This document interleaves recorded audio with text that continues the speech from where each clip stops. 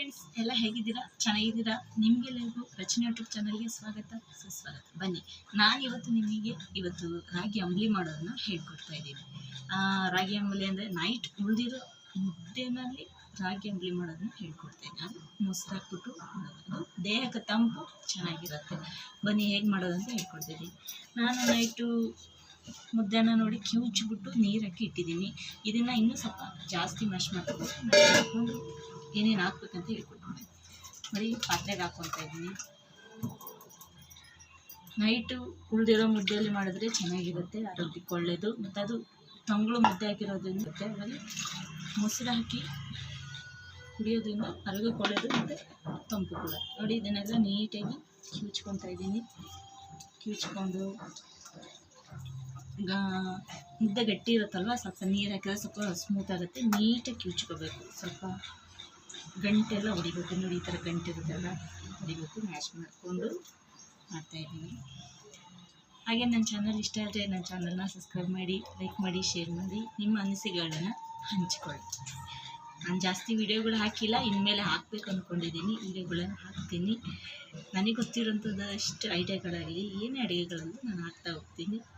ನೋಡಿ, ಕಮೆಂಟ್ ಮಾಡಿ, ನಿಮ್ಮ ಅನಿಸಿಕೆಗಳನ್ನ ಹಂಚಿಕೊಳ್ಳಿ. ಈ ಥರ ಚೆನ್ನಾಗಿ ಕಿವುಚ್ಕೋಬೇಕಿದು. ಗಂಟಿರೋದನ್ನೆಲ್ಲ ಹೊಡಿಬೇಕು. ಈ ಗಂಟೆಲ್ಲ ಹೊಡ್ಕೊಂಡು ನೀಟಾಗಿ ಕಿವುಚ್ಕೋಬೇಕು.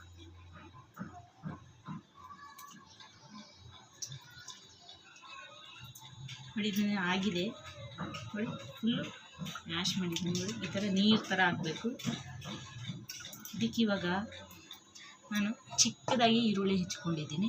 ನೋಡಿ, ಚಿಕ್ಕದಾಗಿ ಕಟ್ ಮಾಡ್ಕೊಂಡಿದ್ದೀನಿ. ಇದಕ್ಕೆ ಚಿಕ್ಕದಾಗಿ ಹೆಚ್ಚಿರೋ ಈರುಳ್ಳಿ ಹಾಕ್ತಾಯಿದ್ದೀನಿ. ಹಾಗೆ ಒಂದು ಹಸಿಮೆಣ್ಸಿನ್ಕಾಯಿ ಎತ್ಕೊಂಡಿದ್ದೀನಿ. ಈ ಥರ ಹೆಚ್ಕೊಂಡಿದ್ದೀನಿ. ಚಿಕ್ಕದಾಗಿ ಕಟ್ ಮಾಡಿದ್ರೆ ಬಾಯಿ ಸಿಗುತ್ತೆ, ಖಾರ ಜಾಸ್ತಿ. ನೀವು ಖಾರ ಇಷ್ಟಪಡೋರಾದರೆ ಚಿಕ್ಕದಾಗಿ ಹೆಚ್ಕೊಂಡು ಹಾಕ್ಕೊಳ್ಳಿ. ನಾನು ಮಕ್ಕಳಿರೋದ್ರಿಂದ 2 ಪೀಸ್ ಮಾಡಿದ್ದೀನಿ, ಯಾಕಂದರೆ ಪಟ್ಟಂತ ಸಿಗಬೇಕು ಬಾಯಿಗೆ. ನೋಡಿ, ಚಿಕ್ಕದಾಗಿ ಹೆಚ್ಚಿರೋ ಕೊತ್ತಂಬರಿ ಇದೆ, ಉದುರಿಸ್ತಾ ಇದ್ದೀನಿ. ನೀವು ಹಸಿಮೆಣ್ಸಿನ್ಕಾಯಿ ನಿಮ್ಮ ಖಾರಕ್ಕೆ ಅನುಗುಣವಾಗಿ ಹಾಕ್ಕೊಳ್ಳಿ. ಸ್ವಲ್ಪ ನೀರು ಬೆರೆಸ್ಕೊತಾ ಇದ್ದೀನಿ. ನೀರು ಬೆರೆಸ್ಕೊಂಡು ಒಂದು ಸ್ವಲ್ಪ ಕಿವುಚ್ತೀನಿ, ಯಾಕಂದರೆ ಈರುಳ್ಳಿ ಸ್ವಲ್ಪ ದಪ್ಪ ಇರುತ್ತಲ್ಲ, ಒಂದು ಸ್ವಲ್ಪ ಪುಡಿ ಆಗಲಿ ಅಂತ ಬೆರೆಸ್ಕೊತಾ ಇದ್ದೀನಿ. ಕಿವುಚ್ಕೊಳ್ಳೋಣ, ಚೆನ್ನಾಗಿರುತ್ತೆ. ಇವಾಗ ಇದಕ್ಕೆ ಮೊಸರು ಹಾಕ್ತಾಯಿದ್ದೀನಿ. ಒಂದು ಸ್ವಲ್ಪ 1/4 ಲೀಟ್ರ್ ಅಷ್ಟು ಐತೆ ಮೊಸರು, ಅರ್ಧ ಪ್ಯಾಕೆಟ್ ತಂದಿದ್ದೆ, ಮಾಡ್ಕೊತಾ ಇದ್ದೀನಿ.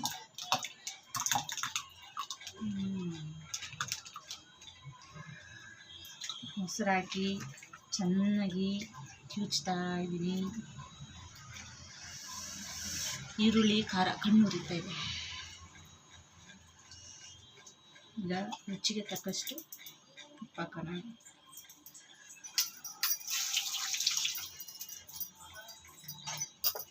ರುಚಿಗೆ ತಕ್ಕಷ್ಟು ಉಪ್ಪು ಹಾಕ್ತಾಯಿದ್ದೀನಿ. ಇಷ್ಟು ತಗೊಂಡಿದ್ದೀನಿ. ನಿಮಗೆ ಎಷ್ಟು ಬೇಕೋ ಅಷ್ಟು ಉಪ್ಪು ನೀವು ಹಾಕ್ಕೊಂಡು ಮಾಡ್ಕೊಳ್ಳಿ. ನನಗೆ ಇಷ್ಟು ಉಪ್ಪು ಸಾಕು ಅಂದ್ಕೊತೀನಿ. ಕಮ್ಮಿ ಆದರೆ ಇನ್ನೊಂದು ಸ್ವಲ್ಪ ಹಾಕೋಣ.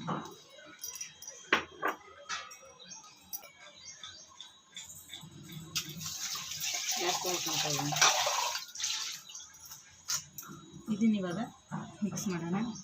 ನೋಡಿ, ಅಂಬಲಿ ಕಿವುಚಿಟ್ಟಿದ್ದೀನಿ. ಈ ಥರ ಬಂದಿದೆ. ಅನಿಸ್ತಾ ಇದೆಯಾ? ಉಪ್ಪು ಹಾಕಿರೋದಲ್ವ, ಮೇಲೆ ಕೆಳಗೆ ಮಾಡಬೇಕು. ಸಿಗ್ತಾ ಇದೆ.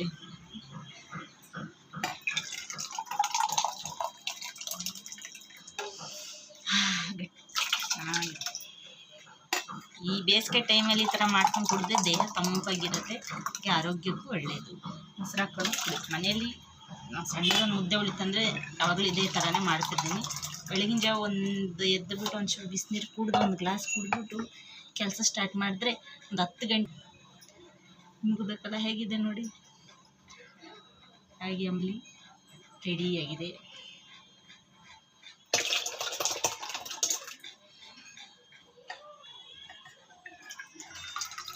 ರುಚಿಕರವಾದ ತಂಗಳು ರಾಗಿ ಮುದ್ದೆಯಿಂದ ಮಾಡಿರುವಂಥ ಅಂಬಲಿ, ರಾಗಿ ಅಂಬಲಿ ಇವಾಗ ಸವಿಯಲು ಸಿದ್ಧ. ಟೇಸ್ಟ್ ನೋಡೋಣ ಹೇಗಿದೆ ಅಂತ. ಉಪ್ಪು ಹಾಕಿದೆ, ನೋಡ್ತೀನಿ.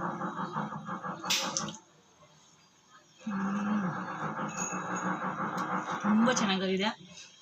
ನೀವು ಒಂದ್ಸಲ ಟ್ರೈ ಮಾಡಿ ನೋಡಿ, ನಿಮ್ಮ ಮನೇಲಿ ಮಾಡ್ಕೊಂಡು ಕುಡೀರಿ. ರಾತ್ರಿ ಉಳಿದಿದ್ದು ಮುದ್ದೆ ಯಾರು ತಿಂತಾರೆ ಅಂತ ಬಿಸಾಕೋಕೆ ಹೋಗ್ಬೇಡಿ.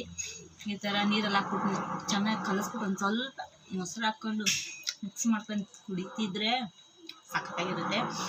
ಮಾಡ್ಕೊಂಡು ಕುಡೀರಿ, ಚೆನ್ನಾಗಿದೆ. ನಿಮ್ಗೆ ಅರ್ಥ ಆಯಿತು ಅಂದ್ಕೊತೀನಿ. ಓಕೆ, ಬಾಯ್.